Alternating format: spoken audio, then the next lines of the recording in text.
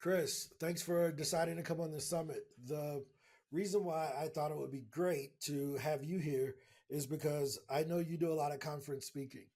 And when we met 5 years ago, we had a great conversation. And you're actually, most people don't know this, you're actually the reason why I own Speaker Hub today. It was a conversation we had in January of 2020. And you said, "Hey, you buy companies. I think Speaker Hub's for sale."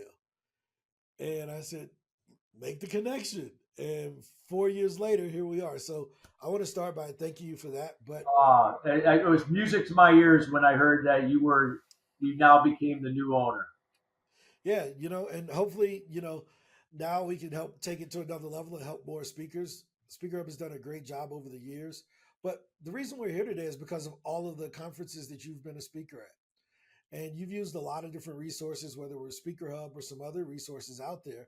And I really just want to talk about the process and the work that goes into um, monetizing a message and getting paid for being on stage. Because some speakers, especially when they're just starting off, they have the idea that, okay, I'm a speaker. People should just give me $20,000 to come talk in front of thousands of people, even though I have no experience. So I wanted to talk to you about that today because I think you've done a great job of um, of monetizing the stage, and you've been at it for a while. So give us a little bit of background about yourself. Sure. I mean, when it comes to speaking, I've been a speaker for 31 years since 1993, and it all started with Toastmasters back in the day when I decided that I had an interest in speaking, and but I at that point in my life there was a lot of ums and ahs, and not a lot of confidence at that point. So I credit Toastmasters back in the day for helping me to find my style, number one, and two, to eliminate my ums and ahs to this day that you will rarely, if not hear no ums and ahs ever when I speak. With that being said, I became a professional speaker after speaking locally and regionally at chamber events and rotaries and other local events to now landing my first true international professional speaking gig, which was in Montreal at a aviation marketing summit. And ever since then, I've never looked back. I've been speaking at leading industry B2B, B2C conferences for many years. That includes corporations, companies, nonprofits, entrepreneurial events, you name it. And now in the world of digital, and virtual, everything these days, I also speak virtually and in person. So pretty much every week I'm speaking on average at least minimum 3 times a week. In the last 2 weeks, Ron, this is no good quit. I last week I spoke 6 times, and this week already here, halfway through the week, I've already spoke 4 times already. Wow. So 10 gigs in the last 10 days, 10 days, basically. and majority of them were virtual because logistically that would be very hard if I were in person. So I would say that 7 out of the 10 were virtual. The other three were in person. Thank God they were local. My travel for in person will pick up at next week, and then heading into October at Vegas, and I'll be in Vegas, Anaheim, California. I'll be in Fort Worth, Dallas, Fort Worth, Texas, speaking at different conferences. Yeah. Yeah, I think it's good that you include virtual events because a lot of times people think, well, I want to be in the room and I want 8,000 people in the room listening to me, and I'm like, are you more about the photo or the message? Because if you're really mission driven about getting your message out there and helping, who cares whether it's on a telephone call, Yeah. you got to dial into a 1-800 number to talk to a group of people, you got to hop on a Zoom, whatever. I think that those platforms and those opportunities are undervalued. Absolutely. So correct. And that's what you meant. Speaking to me is a platform to create impact. It's to help others to help themselves. And I'm a big fan of the word influence. And influence is not persuading or convincing someone to see my point of view or to follow a certain, some a belief or idea that I have. It's about sharing, engaging, putting something out there that might get people out of their comfort zone in a good way to now decide what that means to them to take action. And there is no better platform to do that than through speaking, whether if it's like you and I, Ron, right here, how we're doing it here virtually, or if it's in person, and it doesn't matter if it's one to one, one to few, or one to many. No. So, how do you monetize those things, right? Well, let's go back a bit. How do you secure them first, right? Sure. Is it based on referrals now? How was it when you first started? Were you doing cold outreach? How did you how did you get started before you got up to doing a gig a day? Well, yeah, I would say that back when I first started, I was fortunate to have speaker bureaus back in the day where they were very efficient back then. This is before when all the digital and everything, there was no speaker hubs or those types of things at that point. But as the technology began to grow, the speaker bureaus were still good, but maybe for keynotes, but not for your breakouts and fireside chats and some of the more opportunities where you could speak. So you had to learn how to become creative. So I had learned, I was ahead of the curve, how to go about finding my opportunities, how to create your own one. You just can't wait for people to find you. But if you know how to utilize those resources correctly, where you're set up correctly on Speaker Hub, and you got all the collateral, all the things necessary, now you got to take that and begin to share that and know how to go out and find those opportunities. So there's an art and science to finding it. And then in addition, you got to get selected. It's not like just like, hey, connect me to so and now they're gonna take you to speak. That could work on a smaller level or maybe some entrepreneurial events. But you're speaking at an industry conference where CE credits are part of their career, part of their platform. You can't just get selected because you got connected. You got to be able. They got to look at your content. They got to make sure it's in alignment to what's important to them. What is the challenge that could be better? The results they seek to have, and does it align with their CE program? So with that being said, you got to know how to position your content. And this is the thing that a lot of speakers are not aware of. They just say, "Hey, this is what I speak on, and here's my description, and here's some learning objectives," and they just say, "Here you go," and they send it in. And when they don't get selected, they're like, "What happened?" They worked at this other place I spoke at.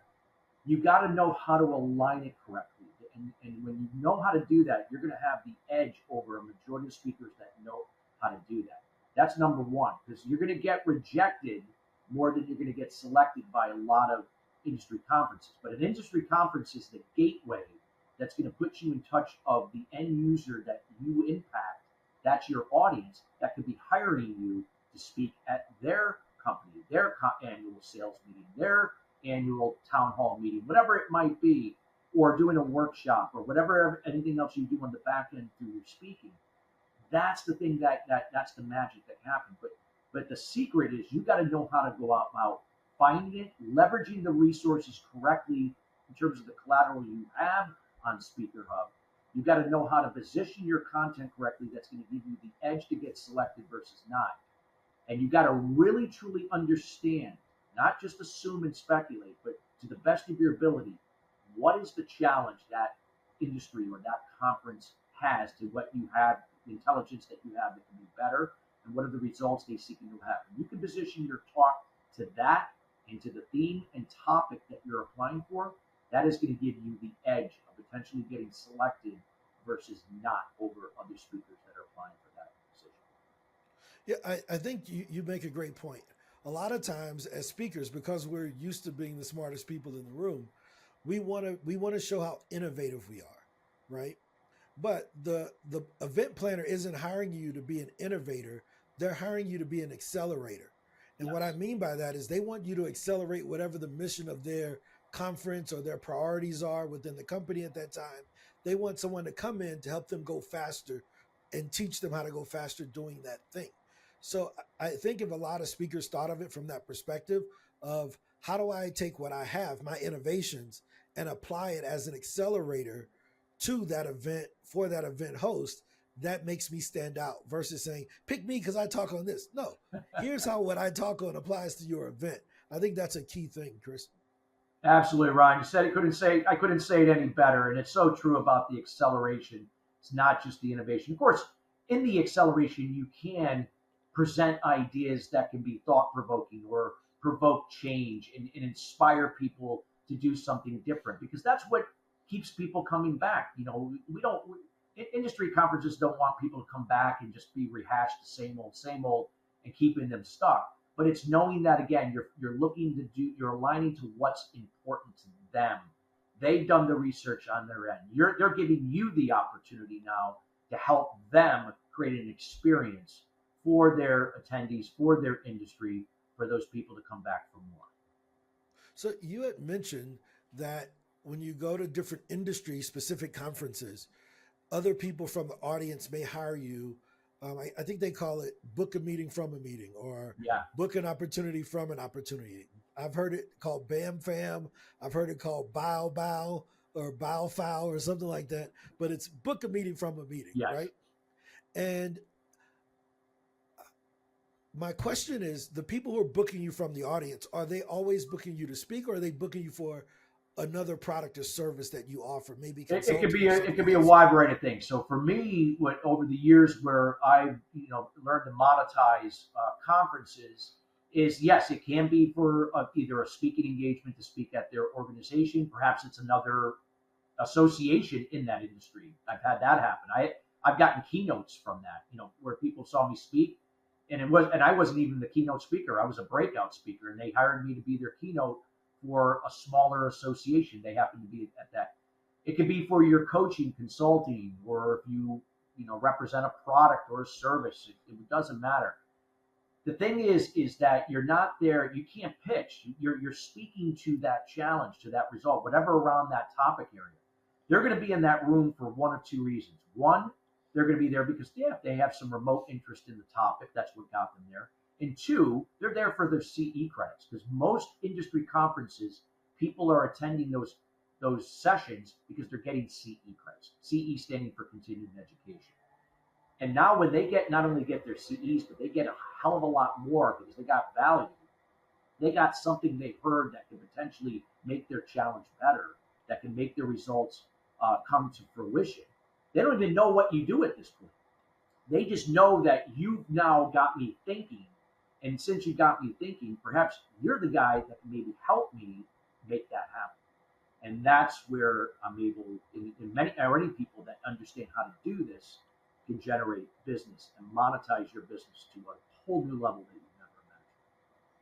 So if I'm a new speaker and I'm listening to this, all I know about is, oh, people hired me to speak. But you've mentioned CE credits, breakouts, keynotes, fireside chats. What are all these things, man?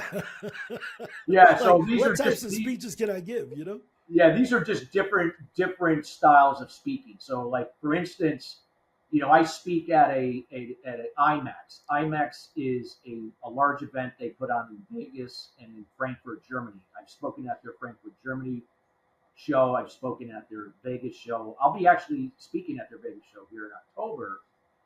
And they're notorious for doing a lot of fireside chats, theme type things, where they'll have different areas where, like you go into this room and it's got a different theme, and it's like a relaxed theme. Like you could be sitting on a bean bag, you could be sitting on a some piece of wood, like a stump of wood, and but it's got a cushion on it. Like they just have different themes, but it's designed to make people feel relaxed, because in that room, you're going to have event planners, you're going to have meeting professionals, and they're looking for new ideas and strategies that are going to help make them more productive, efficient, create better experiences. So that's why that atmosphere makes people feel relaxed. So as a speaker, I have to adapt to that. I got to come in more, not stuffy looking where I have a suit and tie, but coming in like how I'm right now, just casual, and it's like we're having a conversation, like an intimate conversation, one on one. That's what that type of event is. Now, if you're a keynote speaker, you're speaking to the majority of the people at that conference. They might be sitting around round tables or sitting in chairs, and there could be thousands of people in the audience, and you're now creating an experience with stories and experiences and how that relates to the theme of the overall conference, setting the stage for what is to become with that experience. That when they go to the breakouts, they're going to get, now it's going to connect the dots to what they got in through the keynote. So there's, breakouts are more intimate and being more educational again. That's where people get their CE credits from, the breakouts, or it could be a mini workshop, that you might be doing. There's panel discussions where you are one expert of a panel of 5 or 7 people, and you got a moderator asking questions that each of those people are answering, and now the audience is getting value from you and the other experts. So there's a wide variety of different styles. It's a matter of finding what style works for you, or a series of styles that work for you, and how to maximize that to the best of your ability. Create that impact, create influence, and now have people come up to you, because you can't sell. You pitch or sell at any of these types of events, you'll be blacklisted immediately. But when you know how to do it and they come to you, it's like with anything. You talk to 10 people, start building those relationships from there. 2 or 3 close from the 10. It's good. It's 20-30% closing ratio. So not bad. So those are the things that I find that the speaking platform is the best funnel to generate business, sustain business, and build yourself as a subject matter expert in whatever industries you serve. Oh, no, I couldn't agree with you more. I think one of the things that I took away from what you were saying is if you're if you're good on the stage, you'll have no problem with people coming to you. You'll be attracting customers and potential opportunities versus having to push your opportunity onto other people. Just be good. Be a good speaker first Yes. is my thing. Like if I'm a basketball player, I got to be if I had to use a basketball analogy, I got to get the fundamentals right first before I start shooting like Steph Curry from half court, right? Or Kobe Bryant. Look at Kobe Bryant, the late great Kobe Bryant. Kobe Bryant never got away from the foundation and basics of the game. You would find him on the court at 3 a.m. in the morning doing dribbling exercises, shooting free throws, shooting from around the perimeter, doing things that we learned in third grade when we started playing basketball. He never got away from the basics that a lot of guys would, because they're like, I'm too good for that. I don't have to do that. He stuck to his roots, and that's why he will be one of the greatest basketball players, like Michael Jordan and LeBron James, among others, Larry Bird, to play the game. What are some of those fundamentals in the speaking business that you still do today that you were doing 31 years ago back in 1993? Is it you're still pitching opportunities? Is it you're still following up with people? What are some of those fundamentals that never go away? Never go away is to never stop learning. That Matt, I've been doing this for a long time. I can sit there and say I'm an expert, and I do. I teach a lot of people how to do this, and learn, but I never stop learning. I'm always a student. I'm always learning. How can I get better? How can I, get better, acquiring more knowledge that now I can share that and engage people in a way that's going to allow them to experience it and decide what action you're going to take from it. I never get stale with that. I'm always finding ways to get better at that. And and just knowing that you got to be out there all the time. I never become complacent with speaking. I can't say like, hey, I'm going to take a year off. I'm tired and I'll come. No, I'm consistently speaking as many times as I possibly can. And because for me, it is the greatest way to make a connection with people. It's a great way to transfer knowledge that can be applied and now substantiated through key performance indicators. And for me, I got to constantly be learning new ways of how to go about doing that, and creating that value. So those are the things that I've never gotten away from and never will. As I always tell people, as long as I can walk and I can still talk, you'll see me on a stage. And even if I'm in a bed and I'm bedridden, well, if they want to videotape me, I'll speak from the bed if I can still speak. Yeah, all you got to do get all the nurses to come in, and Yeah, every day, this, you give a speech at the yeah, nursing home. No, that's pretty cool, man. So I think that those fundamentals are what separate the greats from the not so greats, right? You know, they always do the fundamentals, and that's why you've been at it for 31 years. There's no way to survive financially doing 2 gigs a year. no, There's no way to survive financially doing 5 gigs a year. Your skills don't even get sharp enough no, doing a gig every 2 months. right? So tell me some of the ways that podcasting, small gigs, and podcasting and small gigs have helped you to get on bigger stages. Well, that's a great question, Ron, because it's what I like to call connecting the dots. Because again, it doesn't matter if it's one to one, one to few, one to many. Podcasts are a great way, not just any podcast, but getting on podcasts where, that with what you're talking on will impact a greater amount of people, people that can actually take it and take action with it. And it's a great way to boost, get your content out there. It's also a way to, boost your SEO. And when you boost your SEO, connecting with the right hashtag words, these are going to also help drive people to your website. Meeting planners, meeting professionals, corporate planners, you name it. That when they see something that you spoke on a podcast, well, he speaks on this and he speaks on that, and we're looking for a speaker to speak on in that area. So these are the things that when you do this not once in a while, like you said, 2 times a year or once a quarter, but you're doing it on a consistent basis, that's going to boost your name to the top of the list where they're going to find you more than not. So for me, it's being disciplined and being consistent. That you have to be consistent, getting that content out there. Podcasts, speaking, virtually, in person, leveraging it through social media posts. It could be through blogs and articles if that's the case. You know, Speakers have books, so when you put out a book, that type of thing. So it's utilizing all the platforms to create that connection with your content. But as I mentioned earlier, there is no better platform at the top of the list than speaking. No, that's it. I totally love it. What are some of the more? I want to ask you another question because I think this is interesting.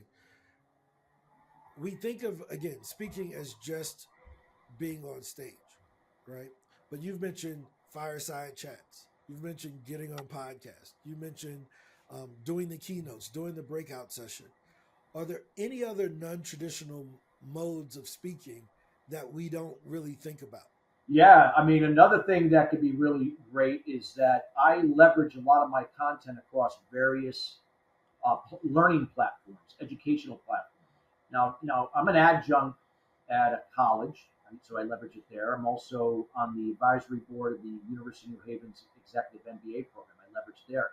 I've leveraged content through other universities. In discussions with one right now, a high level college for my emotional intelligence content. But you can do this across a lot of different continued education platforms. So this way that when you do a live presentation, it's recorded. That now when people can then download that from those CE platforms for CE credits, and you continuously can get paid for that content that you did 8 months ago. And now it just continues to be evergreen there. And as long as people pull it down and for C credits and go through your training and do the quiz or whatever that's associated to get their credits, you're getting paid on that. So it's just a great way to keep leveraging your content while you're not even having to be there.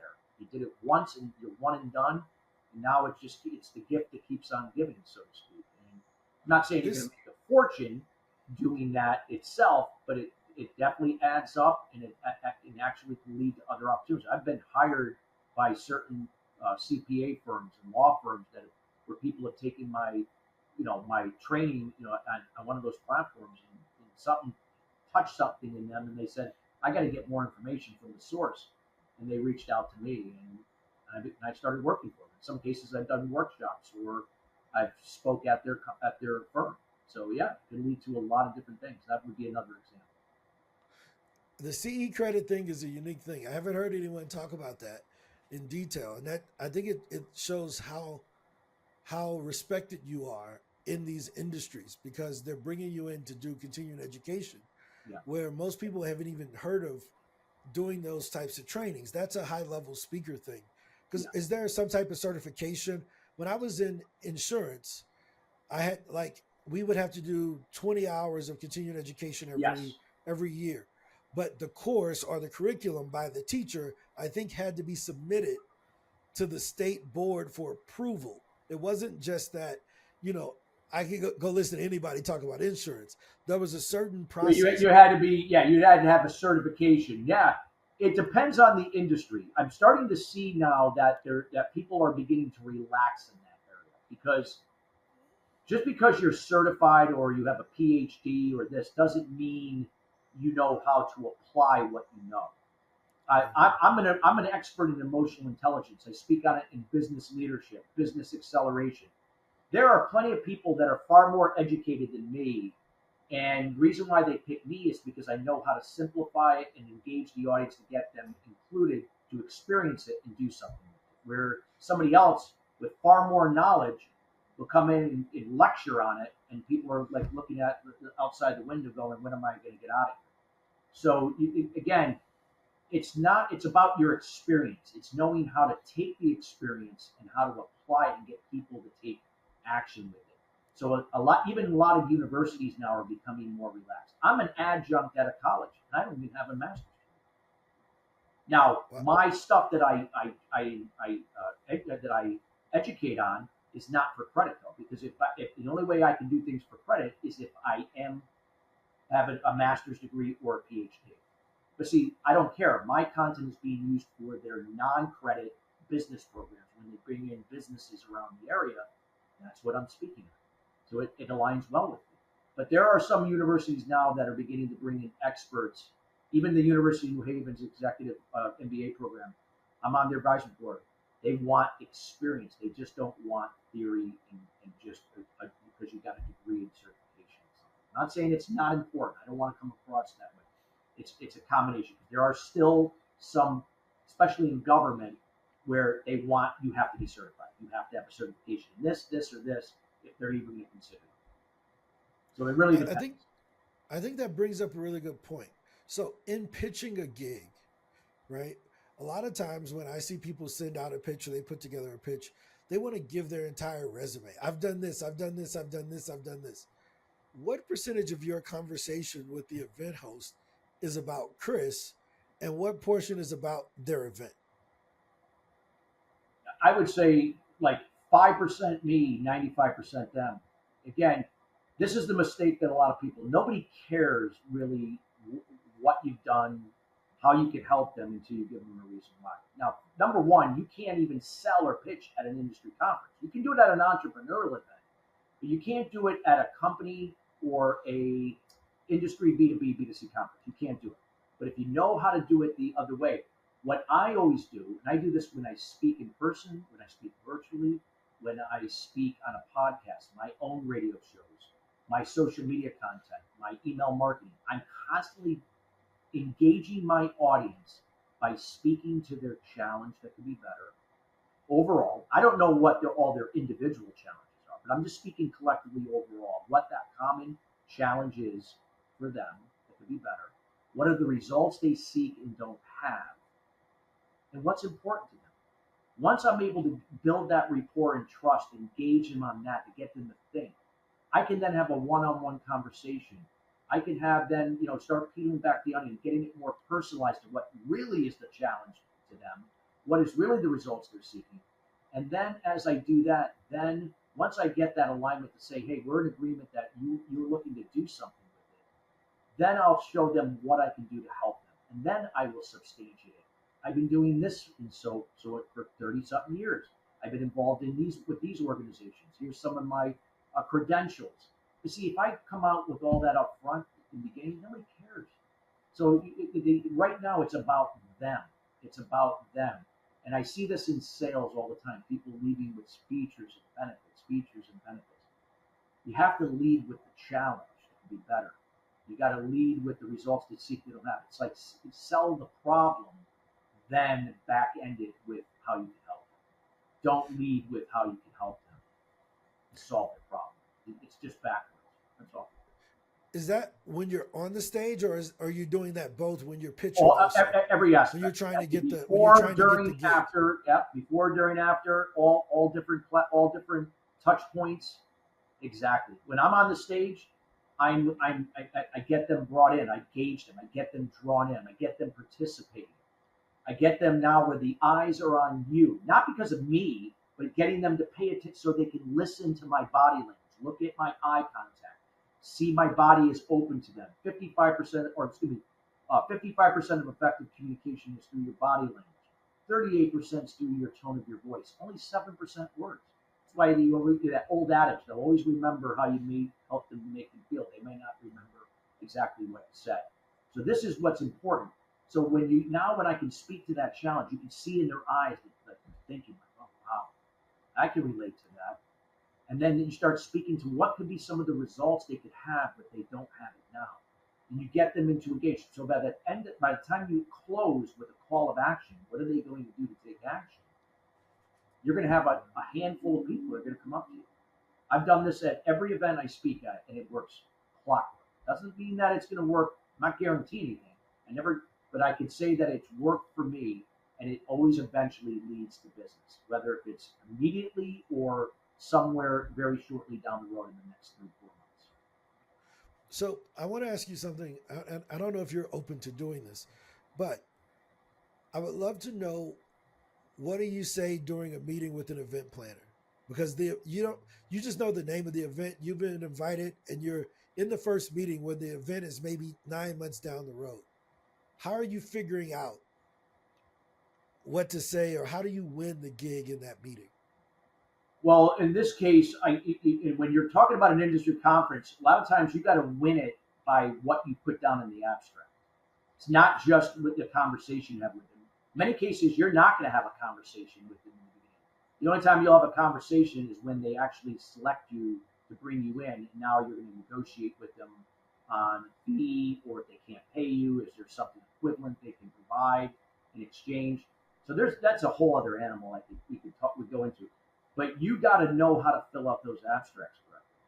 And if you don't know how to fill them out, then then you're more than likely going to get declined immediately. There's an art and science to how to go about doing that. And if you know how to do it correctly, and it can be learned, that's where you're going to get the upper hand in getting more selected versus not.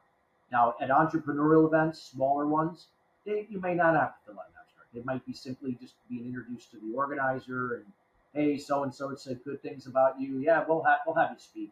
But if you're speaking at a B2B, B2C conference, you're looking to speak at companies, you're looking to speak at other higher level, bigger events, you're going to have to know how to fill out those abstracts, especially for the conferences, associations, for those types of things. Maybe the companies not so much, but you're going to get hired by the companies when they see you speak at one of those conferences. It's not usually the other way around.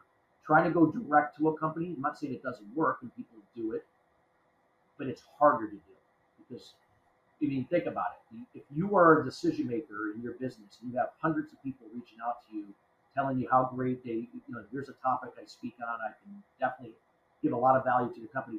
You don't have time for that. You're going to probably just dismiss them, never get back to them, block them because because you've got hundreds of people doing that every day. So you have to be able to, provide that value and impact when they're in a captive environment like a conference, and now they see you, they got value from you. Now they're more likely to now take that phone call, to acknowledge your email, not the other way around. And that's the thing. So there's an art to this. If you know how to use conferences as a way to now get to companies to hire you, there's a lot of gold in that. So you brought up something, a word I haven't heard it before, abstract.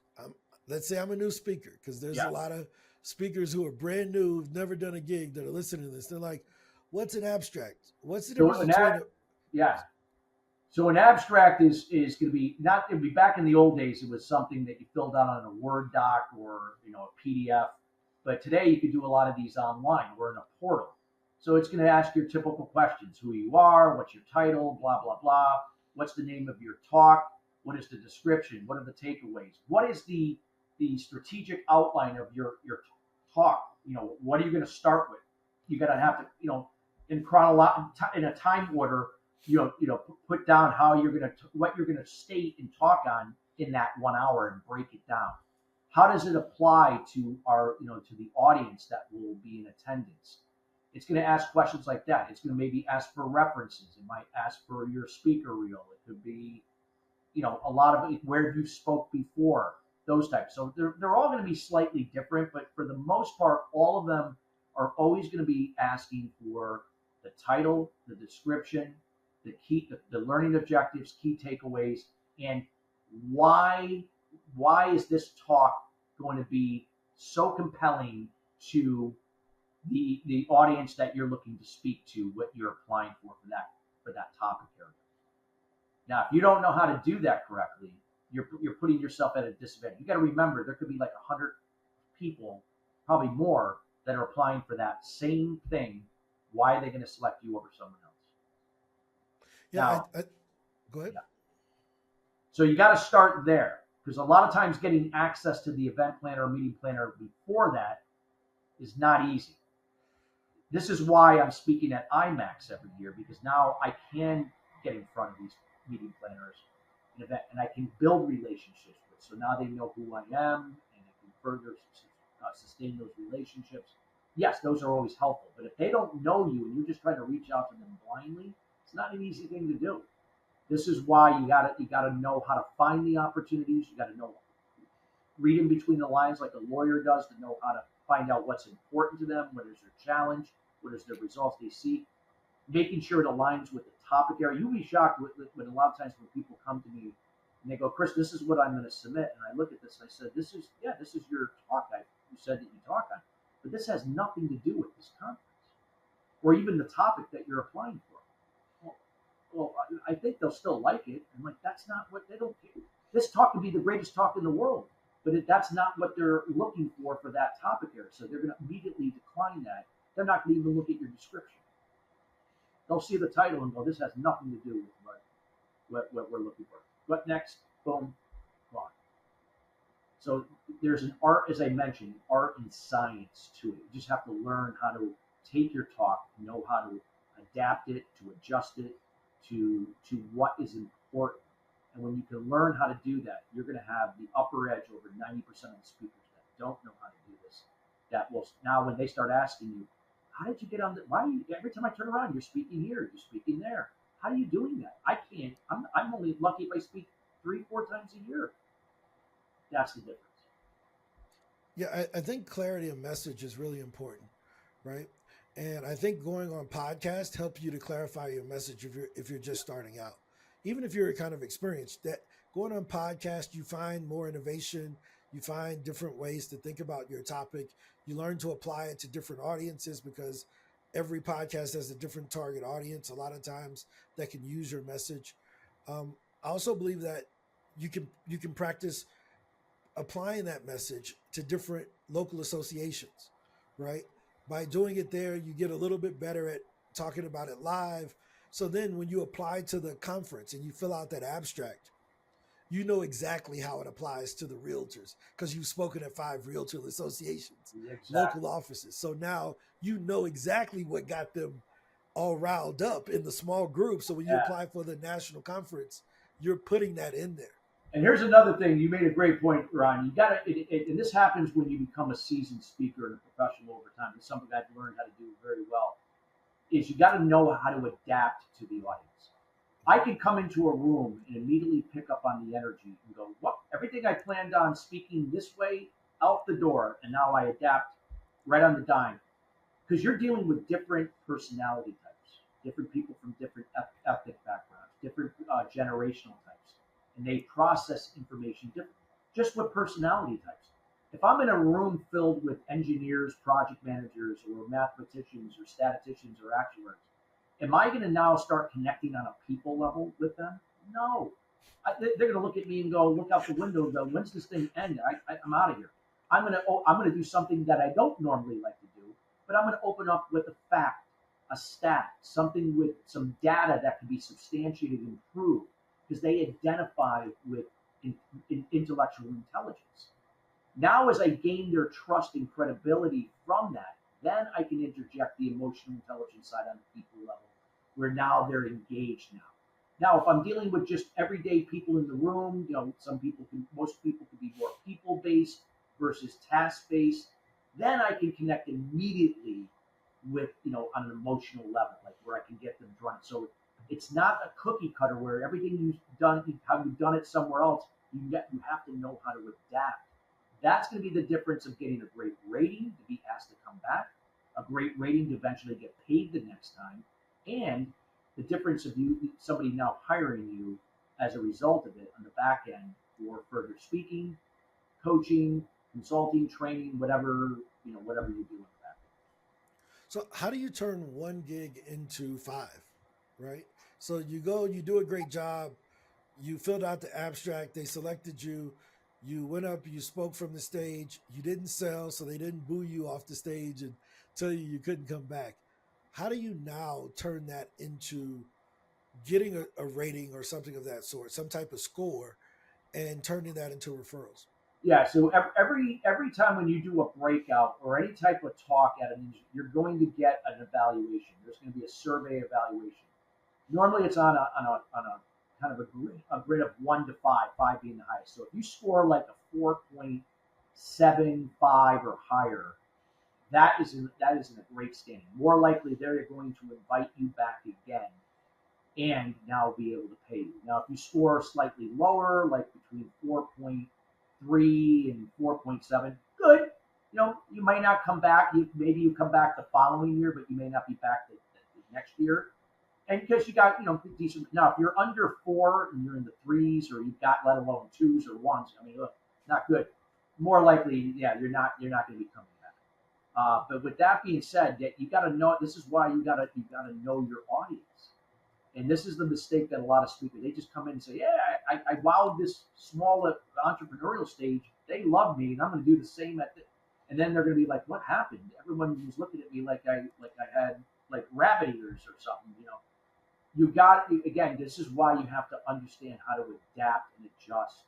And see, when you become a seasoned speaker, this is where you'll start to learn this.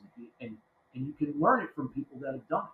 So this is really, really important. This is going to be the difference from you getting the next opportunity, either to speak or to get coaching, consulting as a result of it, and that type of thing. So for me, speaking is like connecting the dots. I know, like, I'll give you an example. This is an ideal example I can share.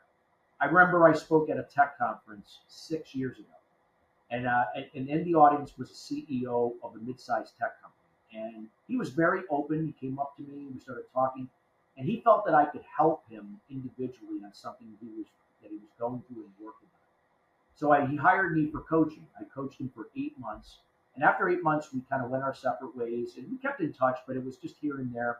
A year and a half later, he calls me back up and he says, I just started a philanthropic organization.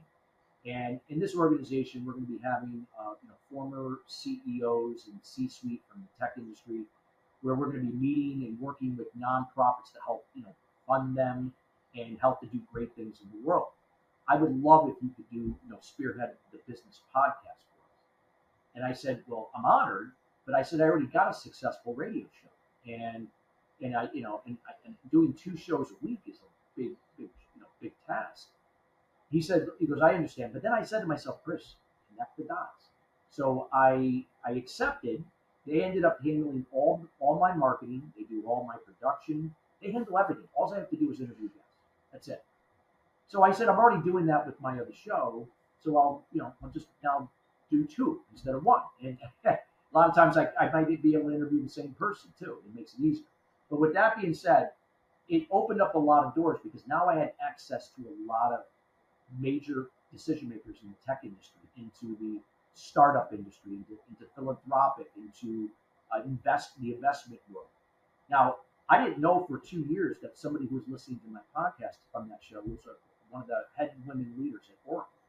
So when I was asked by the same guy through this philanthropic organization to do a keynote at World Kindness Day at the Santa Clara Convention Center as the keynote, that Oracle Women's Leader, OWL is the acronym, was in the audience. She came up to me afterwards, and that ended up leading to me doing a virtual workshop for their women leaders group, and eventually in person, and now today doing some work with them on a smaller level. Now, of course, they work with the big companies like Accenture and KPMG and McKinsey. I can't compete with that.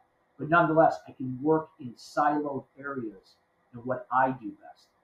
But that never would have happened if I didn't speak 6 years ago at that conference. That's an example of connecting the dots. And I can give you plenty more examples if you like, but that would be an example. And a lot of speakers miss out on those opportunities because they don't see the bigger picture.